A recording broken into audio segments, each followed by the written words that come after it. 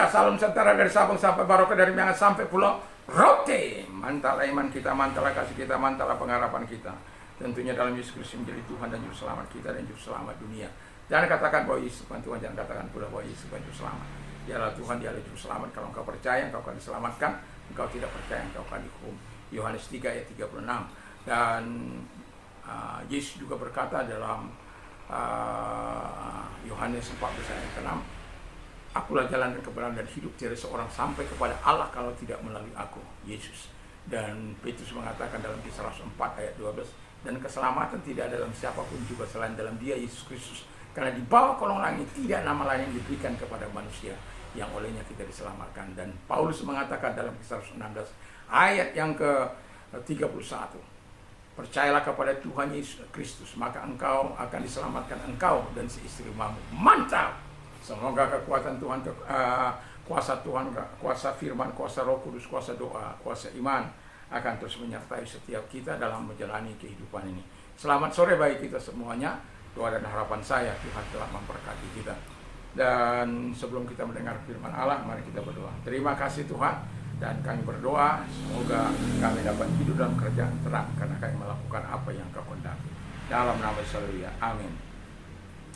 Saya akan membacakan dalam Kolose 1 ayat 13 dan 4. Kolose 1 ayat 12, 13, 14. Dan mengucap syukur dengan sukacita kepada Bapa yang melayakkan kamu untuk mendapatkan bagian dalam apa yang ditentukan orang kudus dalam kerajaan terang.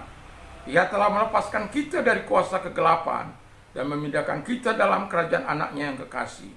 Di dalam Dia kita memiliki penebusan kita, yaitu pengampunan dosa. Haleluya.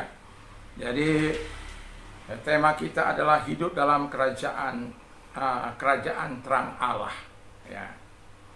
Mengapa kita bisa hidup dalam kerajaan terang Allah?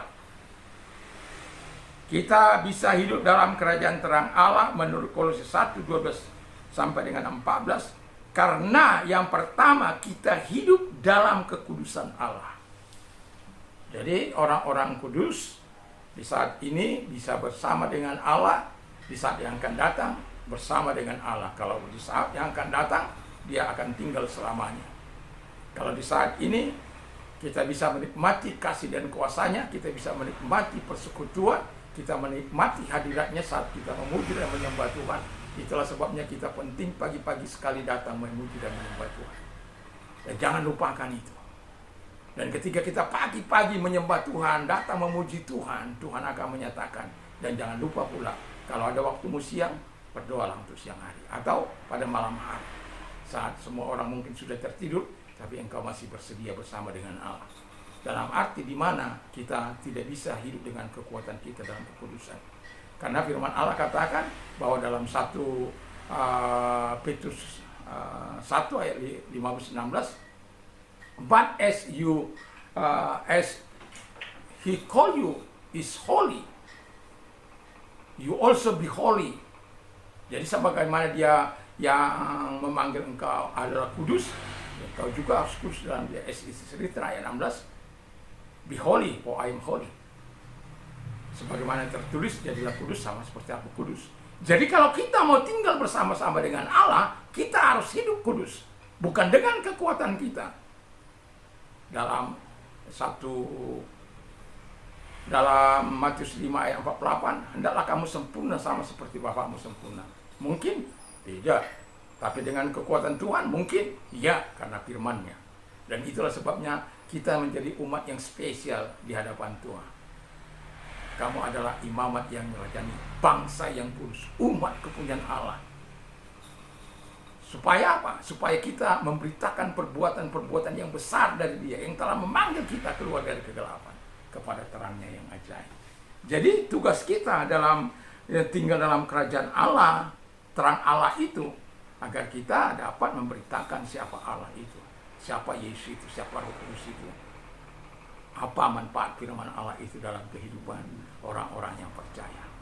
Yang kedua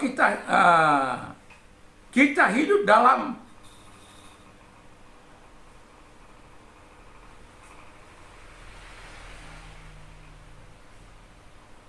dalam kebenaran. Ya, ini tulisan dokter. Kadang-kadang tulisnya sendiri nggak bisa dibaca. Jadi kita hidup dalam sangkit kecil-kecilnya, ya, karena nyontek. Kalau nyontek di sekolah nggak boleh, kalau nyontek khotbah boleh. Haleluya. Jadi kita harus hidup dalam kebenaran Allah. Jadi orang-orang yang di dalam hidup dalam kerajaan terangnya Allah itu tidak boleh hidup serampangan, hidup dalam half-hearted, tapi hidup dalam kedisiplinan. Kenapa?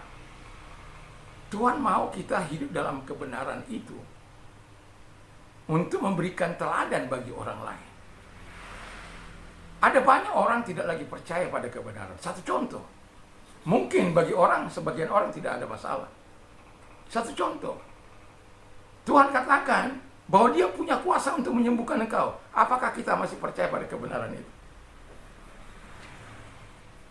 Atau Tuhan katakan, aku akan mencukupi segala kebutuhan melalui kekayaan dan kemuliaan dalam Kristus Yesus. Apakah kita percaya bahwa Tuhan bisa memberkati kita? Percayakah kita pada kebenaran itu? Ini sedikit demi sedikit kelihatan sudah mulai bergeser. Dan kita tidak lagi mencintai firman Allah. Kita tidak lagi suka membaca firman Allah. Kita bergeser kepada Facebook, TikTok, kepada hal-hal yang membawa kita jauh dari Tuhan. Saya tidak melarang Anda mendengarkan TikTok. Tapi saya menggunakan alat itu ya sebanyak yang saya bisa, ya mendengarkan berita, lalu kemudian khotbah dan lain sebagainya. Saya juga kadang-kala menonton film, tetapi itu tidak sebuah keharusan. Tapi sebagai orang yang percaya, kita harus disiplin membaca firman Allah ini. Ada orang tidak lagi menyukai firman Allah. Aneh. Tapi saya mau katakan, cintai firman, kasih firman, baca. Saya seringkali doa dan firman tidak boleh terpisah. Ada orang berdoa tapi tidak membaca firman. Ada orang membaca firman tapi tidak berdoa. Doa dan firman sejalan, bagaikan dua sisi mata uang kalau engkau mau tangguh dalam hidupmu. Kalau engkau mau percaya bahwa Tuhan masih mampu melakukan mujizat. Saya bersyukur sejak 1 Maret 1987 sampai hari ini, saya masih percaya kuasa kesembuhan Tuhan. Dan itu sebabnya saya tidak takut mendoakan siapapun. Itu soal sembuh urusan Tuhan. Tapi saya telah belajar, bukan hanya saya mengatakan Tuhan berkuasa, tapi saya tidak mempercayainya. Tuhan penuh kuasa, tapi saya tidak percaya. Tuhan bisa membuat mujizat, tapi saya tidak lagi percaya pada mujizatnya. Itu bohong namanya. Kalau engkau percaya dan hiduplah sesuai dengan kebenaran itu. Percaya, orang-orang yang hidup dalam kerajaan terang Allah akan mendapatkan semua yang Tuhan beri. Jangan katakan, kamu nggak minta apa? Minta pesawat. Kerajaan Allah bukan soal makan dan minum, tapi soal damai sejahtera, sukacita, dan kebenaran, damai sejahtera, dan sukacita dalam Roh Kudus. Ingat itu. Puji nama Tuhan. Kerajaan Allah bukan soal perkataan, tapi soal kuasa. Dan itu sebabnya kita yang tinggal dalam kerajaan ini, kuasa Allah mengalir dalam hidup kita, dalam perkataan kita, dalam apa yang kita lakukan. Percayalah, di tahun 2026 ini, mari terus melangkah dalam iman kepada Kristus. Yang terakhir, kita telah diampuni dari dosa-dosa kita. Jadi kita tidak lagi hidup dalam kegelapan. Kita tidak lagi menjadi hamba dosa. Kita tidak lagi menjadi hamba kegelapan. Tapi kita menjadi hamba Tuhan, hamba kebenaran. Kenapa? Kita sudah berada di dalam kerajaan terang Allah itu. Dan kalau kita hidup dalam kerajaan terang Allah itu, ya kita harus hidup sebagaimana yang dimintanya. Sebagaimana yang tertulis dalam Kolose 1 ayat 14 itu.